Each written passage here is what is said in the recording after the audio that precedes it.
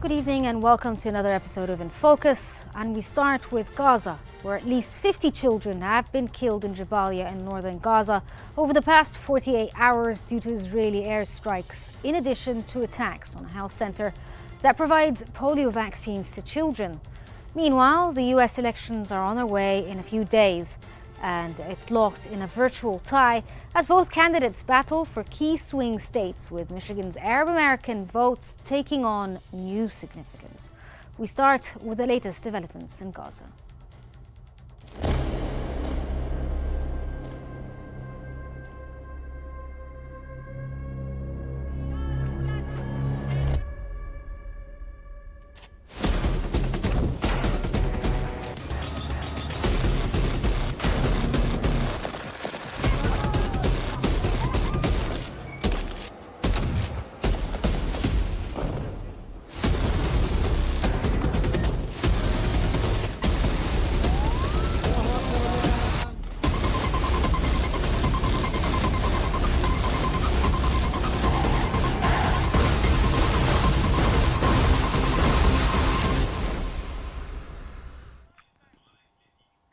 The Washington Post has reported that according to UNICEF, at least 50 children have been killed in Jabalia, North Gaza, over the past 48 hours due to Israeli airstrikes on residential buildings where civilians sought shelter.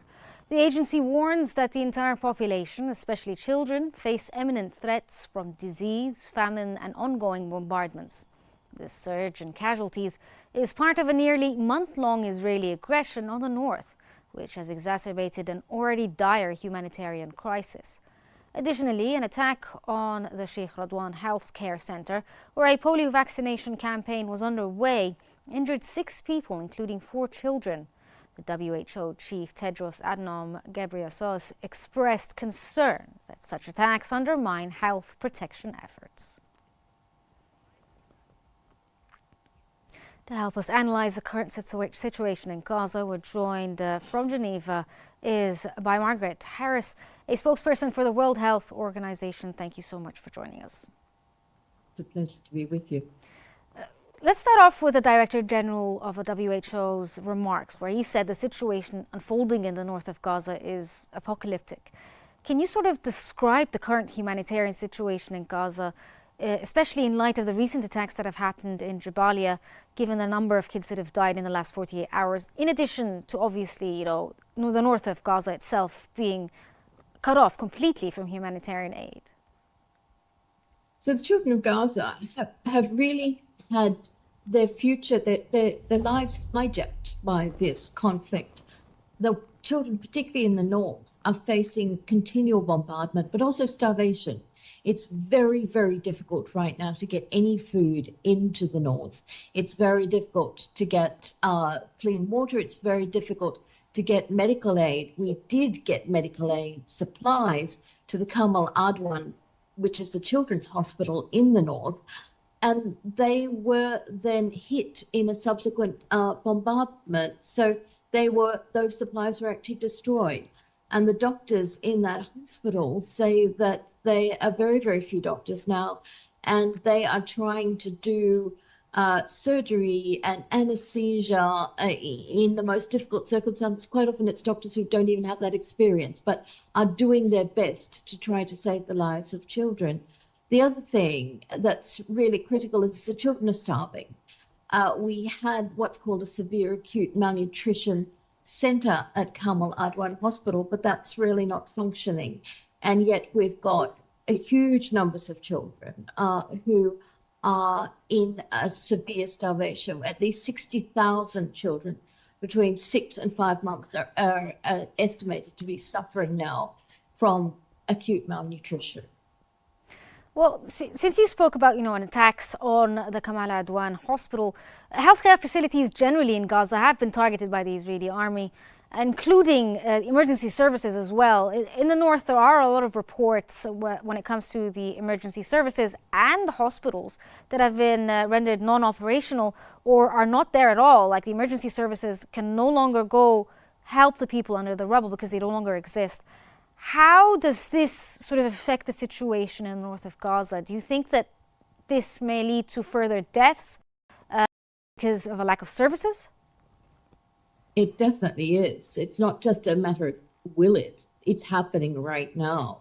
That when you've got something that's continuing to create injuries and illness, the bombardments, plus the starvation, plus the crowding, the herding together of people. So you've got infectious diseases. Your need for medical care goes up and up and up. And at the very same time, all the attacks on health, the limitations on letting the supplies in, the reduction in the number of health workers means that there are fewer and there's less and less ability to meet those needs. So what that ends up as is many, many people, especially children, dying. Yes. If we could sort of like follow up on that idea, what is the state of the medical care in Gaza right now? And how are the ongoing attacks actually affecting the essential services, like the vaccination campaigns that have been interrupted due to Israeli bombardment? So it's extraordinary that there's any medical care at all, given the relentless attacks, given the difficulties. I said, many of our missions to send supplies have been impeded. We've only been able to get 20% of the missions we've requested actually approved or actually go ahead. And so it's quite extraordinary that any care at all is happening. It is happening, that 16 of 36 hospitals are trying to function, but it's not functioning in the way you or I would understand a functioning hospital. We also do have field hospitals that were set up as this conflict progressed. There were 10 of those, but only 5 are partially functioning. There were also this what you call primary health care, and it's a lot of the primary healthcare workers who've been providing the vaccination. Again, many of those are closed. 70% of medications are just exhausted. I mean, they don't have it. So they've only got 30% of medications. We do have 14 emergency medical teams deployed across the Strip. But again, it's very hard for people to reach them and for them to reach the people.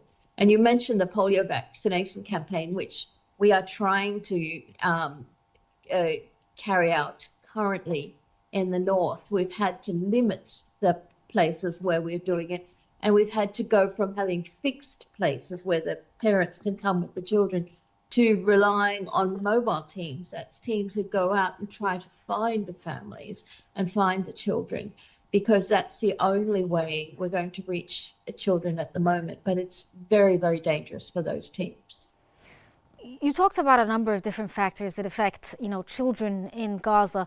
Some of them obviously is the bombardment and the attacks by the Israeli army, but also there are other factors that affect the children's lives, including, the lack of vaccination for polio or other diseases like skin diseases or malnutrition and so forth.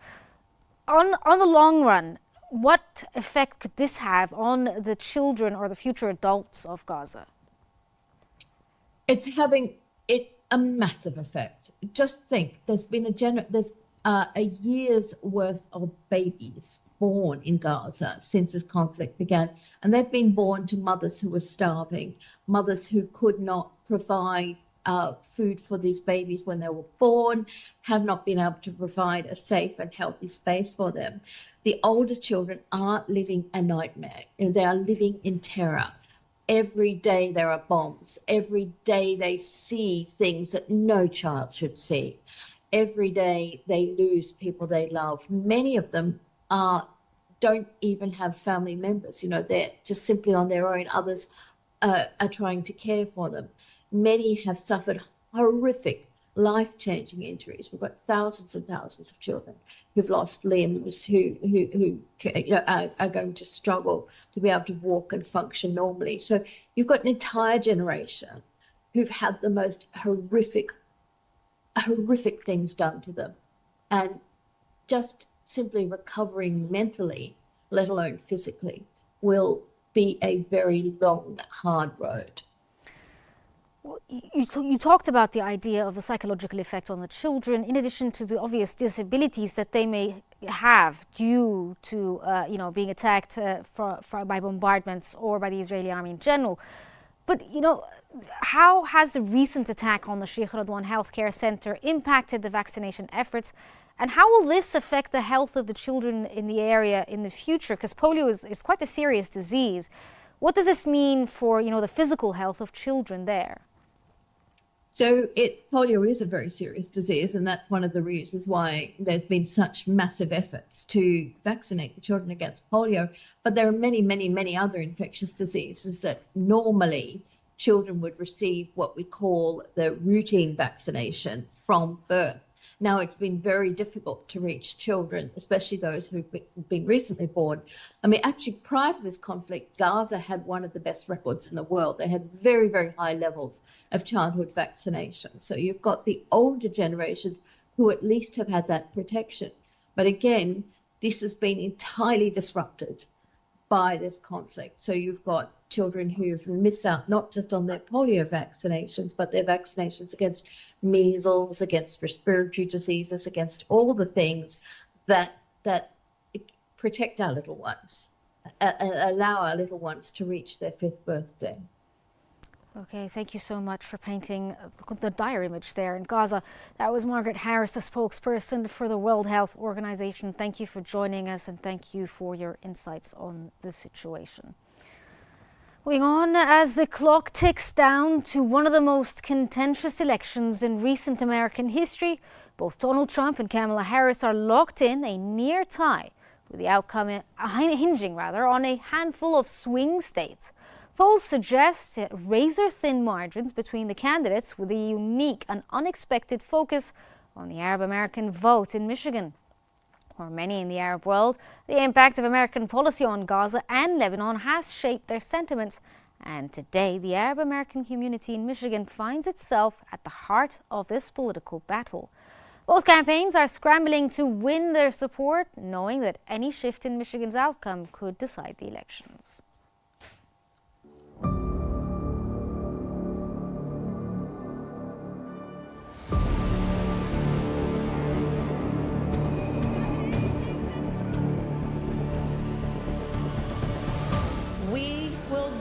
What I call an opportunity economy. We will make America great. We're ready to fight for it. As one people, we are moving forward. We will make America safe again. We now move to a campaign speech given by Vice President and potential President of the United States, Kamala Harris from Michigan.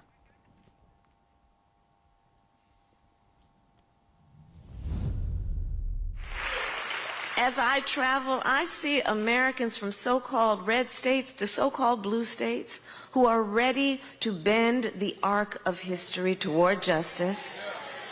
I see an incredible number of our young people, our young leaders. Oh, it would inspire you to see how they are organizing for change. What I love about that generation, Bishop, they are quite impatient in a most wonderful way. As I travel our nation, I see neighbors helping neighbors who were perfect strangers before, but now neighbors recover and rebuild from disasters. I see voters standing together to defend freedom. And while we know there are those who seek to deepen division, sow hate, spread fear, and cause chaos, this moment in our nation has to be about so much more than partisan politics. It must be about the good work we can do together, about our fundamental values, and about us as Americans and as people of faith. Here in Michigan right now, each of us has an opportunity to make a difference. Because in this moment, we face a real question. What kind of country do we want to live in? What kind of country do we want for our children and our grandchildren? A country of chaos, fear, and hate, or a country of freedom, justice, and compassion? And the great thing about living in a democracy, as long as we can hold on to it, is that we have the power, each of us, to answer that question. So I'll close by saying, let us answer then, not just with our words, but with our works, not just with our faith, but with our feet as we walk to the polls. And let us use our power to advance the cause of freedom, opportunity, and justice. Yes, let us turn the page and write the next chapter of our history, a chapter grounded in a divine plan big enough to encompass all of our dreams, a divine plan strong enough to heal division, a divine plan bold enough to embrace possibility, God's plan. And in these next 2 days, we will be tested. These days will demand everything we've got, but when I think about the days ahead and the God we serve, we were born for such a time as this. The road ahead won't be easy, but in times of uncertainty, we are reminded weeping may endure for a night, but joy cometh in the morning, and church morning is on its way. God bless you, God bless Detroit, and may God bless the United States of America. I thank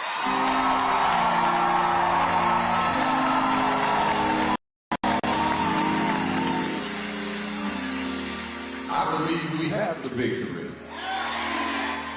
I'm going to ask Bishop if you come, Bishop Hill and Bishop Sheard.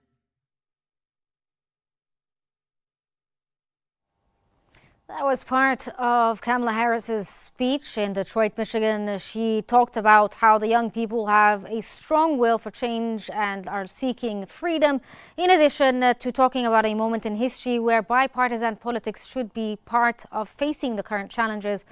She spoke about, as well, how the country needs to choose freedom and justice as opposed to choosing a country full of chaos and hate.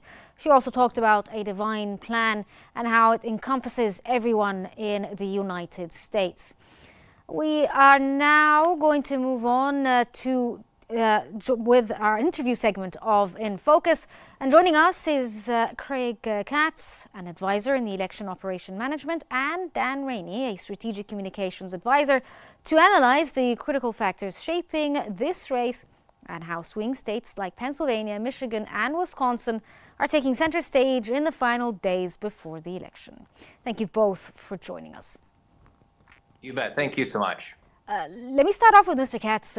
As we approach the final days of the elections, we've seen an unprecedented mobilization when it comes to swing states. What are the specific factors that make these regions so crucial? And how do you assess the current standing for both candidates? Because it seems like the race is very, very tight. Well, the race is very, very tight. Every poll that has come out in the recent days has shown a very small margin between the two candidates, certainly within the margin of error in those polls. As of this morning, the most recent polls show Kamala Harris with a small lead in Michigan, small lead in Wisconsin, and basically tied in Pennsylvania with Donald Trump. The wild card that has come out in polls in the last 24 hours is the fact that she seems to be ahead in a solidly red state of Iowa.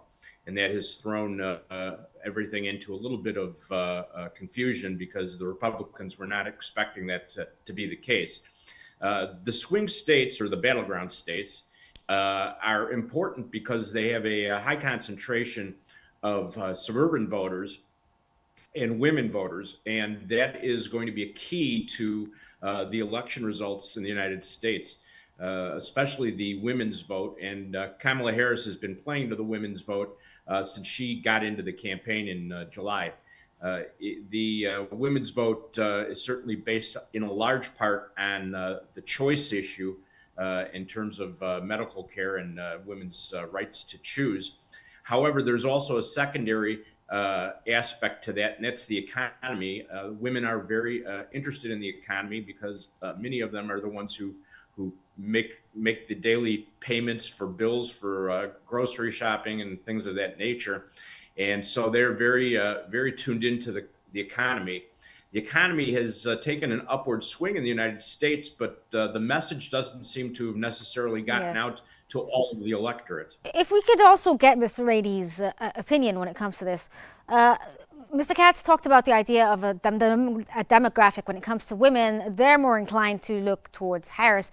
But Vice President Harris faces significant challenges from other demographic groups, especially when it comes to, the Arab American community. And that's why she's really trying to campaign in Michigan.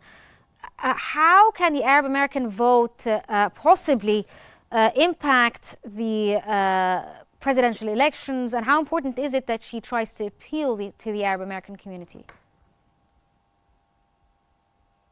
Well, there are several hundred situations but for Harris, this is a remarkable situation for her to have to address this in Michigan, because you see that there is a large Arab population there in Michigan that she needs to have turned out for this. And if she doesn't turn out that population to vote for her, or if they stay home or vote for someone else, that margin of error, that close race in Michigan is going to go someplace else. And Harris needs that.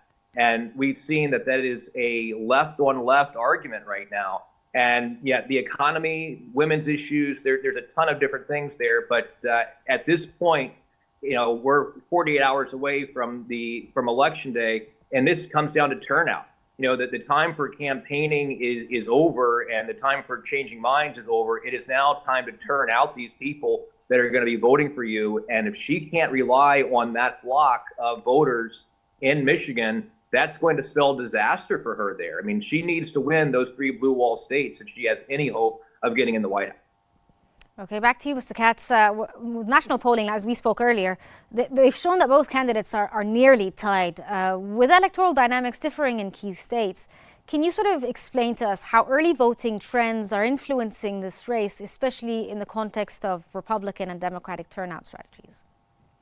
Well, the early voting is setting records all over the country.